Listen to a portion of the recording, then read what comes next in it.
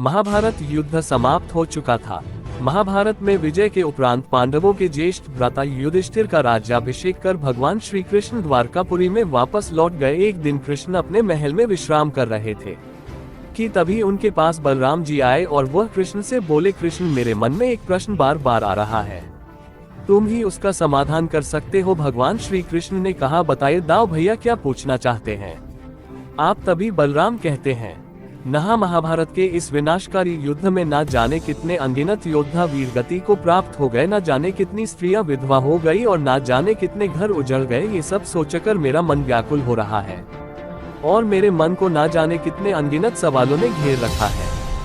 कान्हा, मुझे बताओ कि महाभारत के युद्ध में जो भी हुआ, पितामह भीष्म का वध, आचार्य द्रोण का वध, दुर्योधन दुशासन का वध, वह सभी तो उचित था, परंतु हे कान्हा, महादानी कर्ण का ऐसा अंत क्यों? वह एक श्रेष्ठ मित्र, महान पराक्रमी योद्धा और महान दानेश्वर था, जिसने स्वयं ही माता कुंती को अर्जुन के सिवा किसी अन्य पांडव को नहीं मारने का वचन दिया था, जिसने अपने कवच और कुंडल ब्राह्मण वेश में आए देवराज इंद्र को दान में दे दिए थे।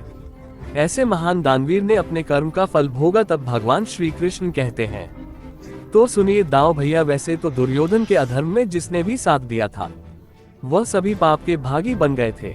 उनको उनके कर्मों का फल तो मिलना ही था, परंतु कर्ण दानवीर होते हुए भी उसको भी दान से अर्जित पुण्य अंतिम समय पर साथ नहीं दे सके। तो श्री कृष्ण बोले, कर्ण महारथी जरूर था, किंतु वह दुर्योधन की मित्रता में अंधा भी था। कर्ण की मानसिकता भी दुर्योधन की ही तरह विकृत हो चुकी थी, यही सत्य है।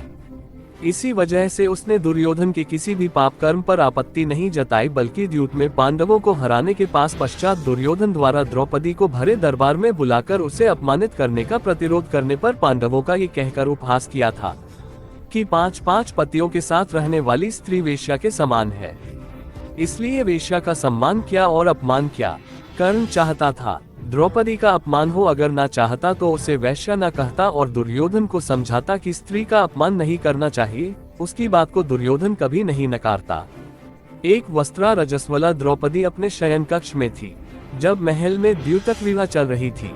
द्रौपदी को दांव पर लगाने के लिए युधिष्ठिर को उकसाने और दबाव बनाने वाला कर्ण ही था। जब द्रौपदी को युधिष्ठिर हार गए और दुशासन केश पकड़कर घसीटते हुए सभा में लाया, तो उसे नग्न करने के लिए दुशासन को कहने, उकसाने और आदेशित करने वाला कर्ण ही था। यही कर्ण के जीवन का सबसे बुरा कर्म है। कर्ण और दुर्योधन केवल मतलब के दोस्त थे। दुर्योधन जो अपने परिवार के और संतों के अनुरोध पर भी अपने भाइयों को एक गांव नहीं दे सकता था, ने अचानक एक पूरा राज्य देने का फैसला किया, क्योंकि उसे अर्जुन का वध करने वाला इससे अच्छा महारथी नहीं मिल सकता था। दोनों परस्पर द्वेष के कारण मित्र थे। कोई भी व्यक्ति अपने जन्म से नहीं, अपने कर्म से महान बनता है। सिर्फ जन्म से क्षत्रिय होना नहीं कोई माने रखता। क्षत्रिय वो जो कर्म से क्षत्रिय हो। यदि वो क्षत्रिय होता या उसमें कोई क्षत्रिय गुण होता तो सबसे पहले दान में मिला राज्य भी ना लेता। वास्तव में कर्ण को दुर्योधन के कल्याण में कोई दिलचस्पी नहीं थी, क्योंकि वह 3 अलग अलग अवसरों पर उसे छोड़कर भाग गया था। पहले द्रुपद स्वयंवर में, फिर घोष यात्रा के दौरान गंधर्वों से पराजित होकर और फिर विराट पर। महाभारत के दौरान भी 14वें दिन धृत ने अपने बेटों को कर्ण की रक्षा के लिए खो दिया। कर्ण ने अपने लाभ के लिए परिवार का इस्तेमाल किया, जो अर्जुन को हराकर अपनी महानता साबित करने के लिए था। उन्होंने सभी शांति प्रस्तावों को अवरुद्ध कर दिया। जब शकुनी शांति चाहता था, तब भी उसने दुर्योधन को उकसाया। कोई भी अच्छा दोस्त ऐसा नहीं करता है, लेकिन सालों की दोस्ती के दौरान दुर्योधन ने एक रिश्ता विकसित किया। वह अपनी मृत्यु के बाद उसके लिए रोया, जो उसने अपने भाइयों के लिए भी नहीं किया था। अब दाऊ भैया सुनिए कि महाभारत युद्ध में उसने क्या अपराध किया। महाभारत का युद्ध कुरुक्षेत्र में 18 दिनों तक चला, जहां कौरव धोखा देने और छल कपट में अव्वल थे, वहीं पांडव धर्म की ओर से लड़ रहे थे। कौरवों ने पांडवों को हराने के लिए छल की रणनीति बनाई। कौरव चाहते थे कि वो युधिष्ठिर को बंदी बनाकर युद्ध जीत ले, जिसके लिए उन्होंने सोचा कि वो अर्जुन को युद्ध में उलझाकर चारों भाइयों से दूर ले जाएंगे और फिर युधिष्ठिर को बंदी बना लेंगे। इस रणनीति को अंजाम देते हुए कौरव सेना की एक टुकड़ी ने अर्जुन से युद्ध किया और वो उसे रणभूमि से दूर ले गए। वहीं गुरु द्रोणाचार्य ने युधिष्ठिर को बंदी बनाने के लिए चक्रव्यूह की रचना कर। ये चक्रव्यूह कैसे तोड़ना है, इसकी जानकारी केवल पांडवों को थी। जैसे ही अर्जुन रणभूमि से दूर गया, वैसे ही द्रोणाचार्य ने पांडवों को ललकारा। उन्होंने कहा कि या तो युद्ध करो या फिर हार मान लो, लेकिन नियमों के तहत लड़ना आवश्यक था। पांडवों ने सोचा कि अगर वो युद्ध नहीं करेंगे तो भी हारेंगे और युद्ध करेंगे तो भी हारेंगे। ये देख धर्मराज युधिष्ठिर को कोई उपाय नहीं सूझ रहा था। इस कश्मकश के दौरान धर्मराज युधिष्ठिर के सामने एक युवक आया और उसने कहा कि काकाश्री, मुझे चक्रव्यूह को तोड़ने और युद्ध करने का आशीर्वाद दीजिए। ये और कोई नहीं बल्कि अभिमन्यु था, अर्जुन का पुत्र। अभिमन्यु की उम्र 16 वर्ष की ही थी, लेकिन वह अपने पिता की तरह युद्ध कौशल में निपुण थे। लेकिन युधिष्ठिर ने अभिमन्यु को मना कर दिया, लेकिन अभिमन्यु नहीं माना। उसने कहा कि जब वो अपनी माँ के गर्भ में था तब उसके पिता ने उसे चक्रव्यूह तोड़ना सिखाया था। अभिमन्यु ने कहा कि उसे चक्रव्यूह तोड़ना आता है, मैं आगे रहूंगा और आप सब मेरे पीछे पीछे आइए। अभिमन्यु के सामने युधिष्ठिर ने हार मान ली। सभी युद्ध के लिए तैयार हो गए। जब कौरवों ने अभिमन्यु को रणक्षेत्र में देखा तो वो सभी उसका मजाक उड़ाने लगे, लेकिन जब अभिमन्यु का युद्ध कौशल सभी ने देखा तो सभी हैरान परेशान हो गए। अभिमन्यु ने दुर्योधन के पुत्र लक्ष्मण को मार गिराया और चक्रव्यूह में प्रवेश कर गया। जैसे ही अभिमन्यु ने चक्रव्यूह में प्रवेश किया तो राजा जयद्रथ ने उसका द्वार बंद कर दिया। अभिमन्यु दृढ़ता से आगे बढ़ता जा रहा था।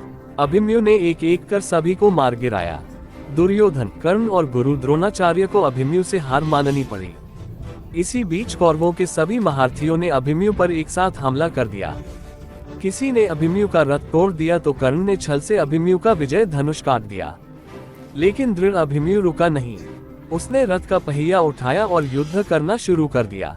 अभिमन्यु अकेला लड़ता रहा, लेकिन कब तक? आखिरी में सभी ने मिलकर अभिमन्यु की हत्या कर दी। जब अर्जुन को ये बात पता चली तो अर्जुन ने जयद्रथ का वध करने की प्रतिज्ञा ली।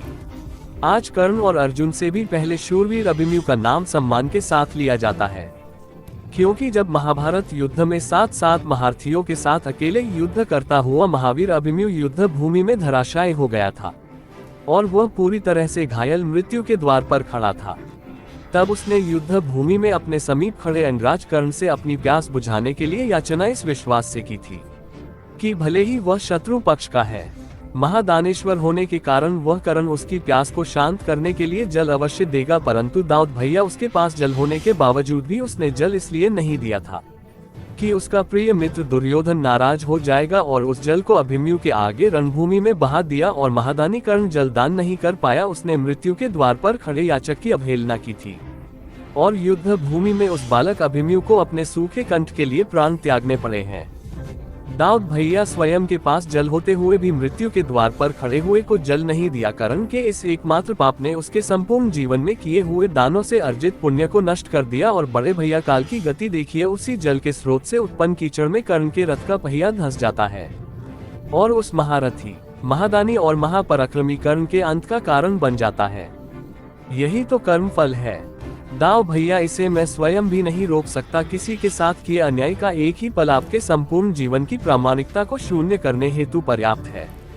तो दोस्तों, ये थी आज की वीडियो। आपको कैसी लगी हमें कमेंट बॉक्स में लिखकर जरूर बताएं।